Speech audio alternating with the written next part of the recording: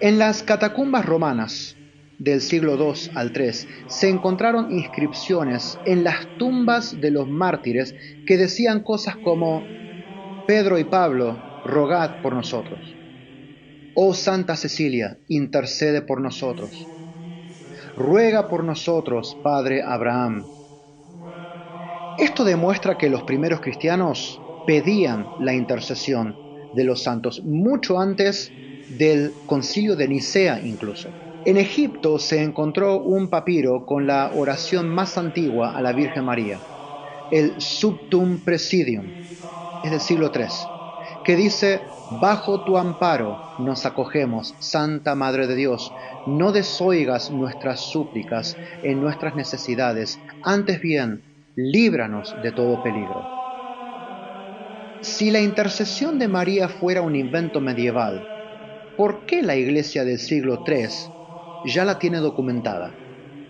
San Cipriano de Cartago falleció en el 258 y en sus escritos en varios lugares se menciona la práctica de pedir la oración de los mártires que ya estaban en el cielo.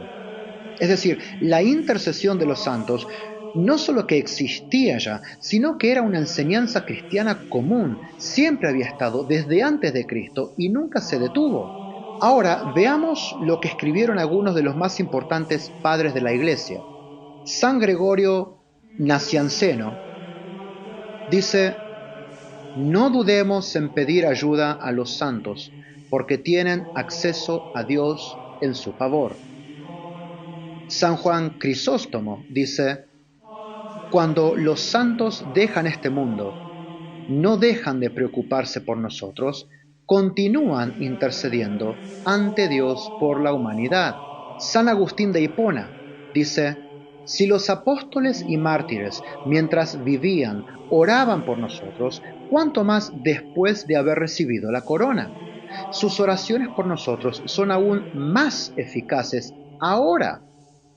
En conclusión de este punto, la intercesión de los santos no es un invento católico medieval, sino una práctica apostólica que la Iglesia ha mantenido desde sus inicios. Ante esta evidencia, algunos protestantes intentan responder con un argumento desesperado, el manotazo de ahogado. Dice: bueno, pero la iglesia primitiva también se equivocaba en muchas cosas, ¿eh? Nosotros tenemos la razón, pero la iglesia de antes, no, tenían muchísimos errores. A eso les digo: si la iglesia primitiva estaba equivocada en esto, entonces también se equivocó en el canon de la Biblia. ¿Cómo puede un protestante confiar en el canon del Nuevo Testamento si fue la misma Iglesia Católica la que determinó qué libros eran inspirados? Si la Iglesia erró en interpretar la intercesión de los santos, entonces también pudo haber errado en el canon bíblico.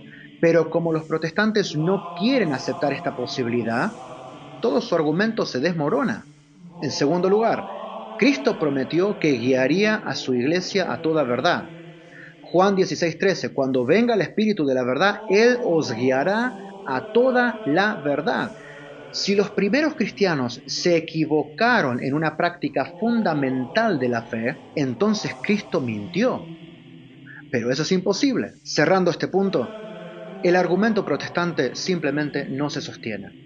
Si la iglesia primitiva creía en la intercesión de los santos, entonces los protestantes están rechazando la enseñanza original del cristianismo. ¿Qué sacamos en limpio del punto 3? Primero, que los primeros cristianos pedían la intercesión de los santos desde el primer siglo, y hay evidencia de eso. Segundo, que los padres de la Iglesia enseñaron claramente la intercesión de los santos, y hay muchísima evidencia de eso. Tercero, que no hay evidencia que esta práctica fuera rechazada por la Iglesia primitiva, en ningún momento. Y así queda desmontado el mito protestante de que la intercesión de los santos es antibíblica. ¿Qué vimos hoy entonces? Primero, que Jesús es el único mediador en sentido absoluto